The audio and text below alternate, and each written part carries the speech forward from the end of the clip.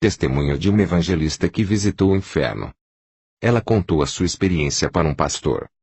Ouça atentamente o relato da sua experiência de ir ao inferno, para que você, pregador e pregadora da palavra de Deus, cantores e cantoras, irmãos e irmãs em Cristo Jesus, venham a se consertar com o nosso Senhor e Salvador Jesus Cristo, e não venham a cair nesse lugar de tormento eterno. Por favor, ouça atentamente esse relato. Eu me deixei ser chamada por serva do Senhor. Escute isto.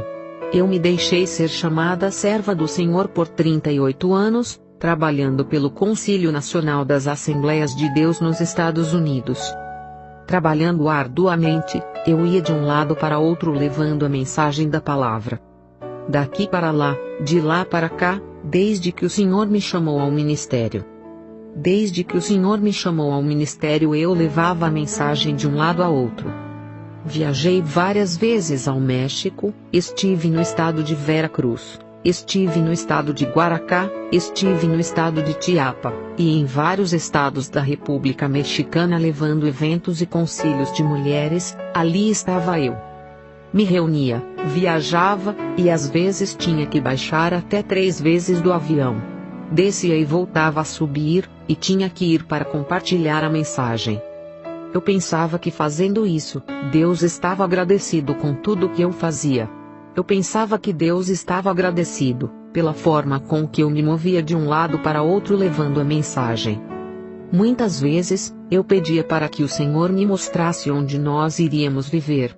Onde nós iríamos passar a eternidade lá na mansão celestial. Eu pedia ao Senhor, porque por várias vezes em várias ocasiões, irmãos e irmãs vinham e diziam em testemunhos que eles iam neste lugar. Até que um dia, cheguei de madrugada muito tarde.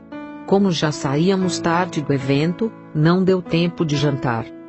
Meu esposo disse que estava com fome. E quando chegamos em casa meu esposo disse: "Tenho fome." E eu disse: "Busca algo aí no refrigerador e come." Eu venho morta, eu estou muito cansada. Fui para o meu quarto, me atirei na cama com os sapatos. Eu estava muito cansada. Atirei-me na cama de boca para baixo quando de repente, eu senti que a porta se abriu. Eu disse: "Meu esposo vem." Eu escutei uns passos que lentamente chegou perto da cama. E quando chegou ao lado da cama, me falou com uma autoridade. Eu comecei a sentir que não era o meu esposo. Então me disse: "Ana, levanta-te." E quando me disse: "Ana, levanta-te", me levantei. E ele me disse: "Vem comigo, porque hoje vou te mostrar onde passarás a eternidade. Vou te mostrar onde irás, se a morte te surpreender agora mesmo." Então ele agarrou as minhas mãos, e começamos a baixar. A minha surpresa, foi que eu pensei que iríamos subir aos céus. Eu pensei que iríamos subir. Mas a minha surpresa, é que não começamos a subir, mas começamos a descer, descer, e a descer. E havia uma escuridão enorme. Aquela escuridão era enorme. Se corria uma cortina de escuridão. Só havia a luz do esplendor do Mestre, que me levava agarrado em minhas mãos. Eu não podia soltar. Comecei a fazer força, porque sabia que iria ao inferno. E comecei a dizer: "Senhor, eu não posso ir nesse lugar." E ele ficava em silêncio, não me dizia nada, absolutamente nada. Somente me agarrava nas mãos fortemente. E seguimos descendo. E fomos baixando. E íamos baixando, até chegarmos ao coração da terra. Quando chegamos ao coração da terra, havia um portão enorme. Um portão enorme como que estivesse selado. E quando chegamos naquele lugar, o portão estava totalmente fechado até em cima. De repente, começou a abrir. Começou a abrir. E no momento em que começou a abrir, havia uma pequena cratera. Eu comecei a escutar os gritos e gemidos de 1000 almas, e milhões de almas. E daquele poço, saiu uma peste horrível. Eu comecei a segurar nas mãos do Senhor, e eu dizia: "Não, Senhor. Nesse lugar, eu não posso ir." E ele seguia em silêncio. Não me dizia absolutamente nada. De repente, a porta se abriu completamente. Quando se abriu, ele me olhou e me disse: Conhece esse lugar? Mas eu não suportava a brincadeira. Eu tive que chegar mais perto do corpo do mestre, porque do corpo dele saía uma brisa fresca que me refrescava. Quando eu saía um pouquinho de perto dele, sentia um calor insuportável. Um calor que não se aguentava. Uma peste horrível, que jamais senti desta maneira. E os gritos e alaridos de mil e milhares de almas em coro que se escutava dizendo: ai, ai. E assim se seguia aquele lamento. De repente, o Senhor continuou me olhando e me disse: Conhece este lugar? Eu lhe disse: Senhor, eu nunca vim nesse lugar. Mas por tua palavra, eu entendo que é o inferno. E o Senhor me disse: Certamente é o inferno. Aqui vêm todos os que cometem pecados, aqui vêm todos os que cometem maldades, aqui vêm todos os mentirosos.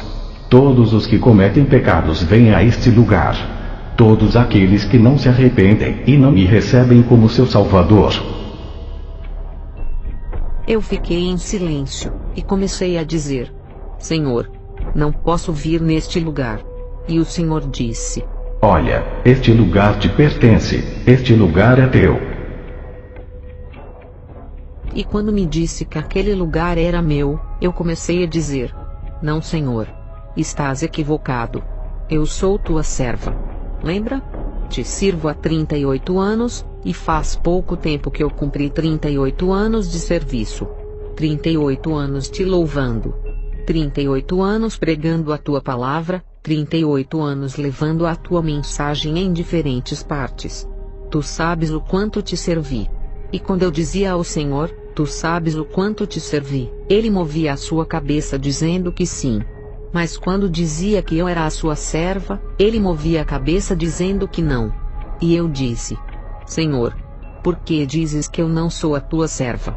E o Senhor me disse: Agora eu vou te explicar. Como diz tu que és a minha serva? Como diz tu que me louvava e me glorificava?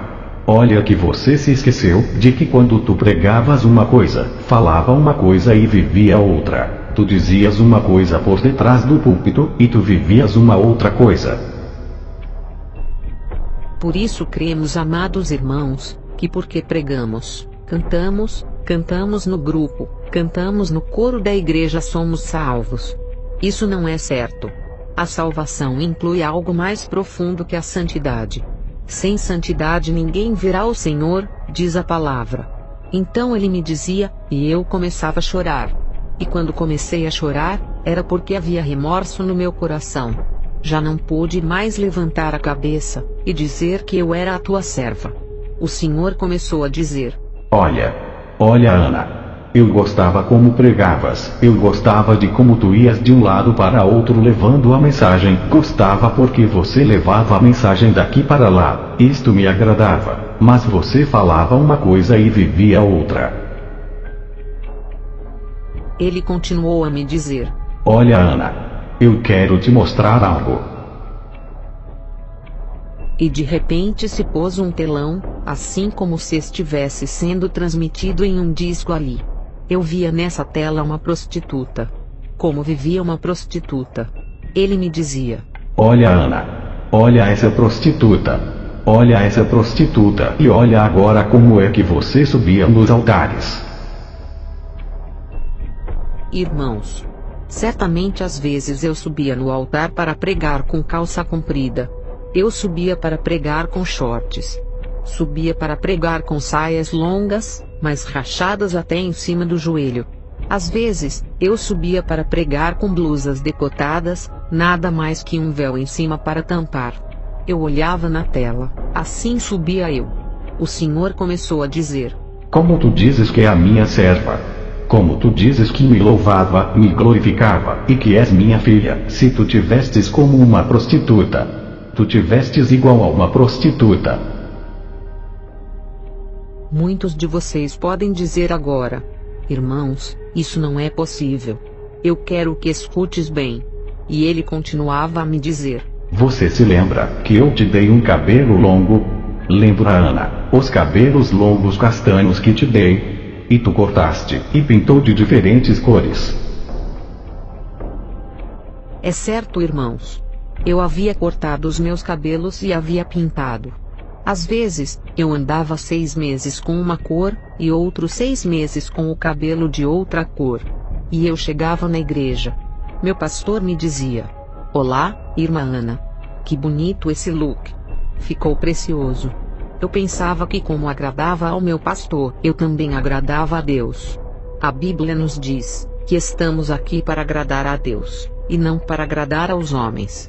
Esta noite, pode ser que isso seja duro, mas o Senhor me dizia: Olha, Ana, o que eu mais demando no meu povo é o vestuário. Eu demando do meu povo o vestuário, e olha como anda o meu povo.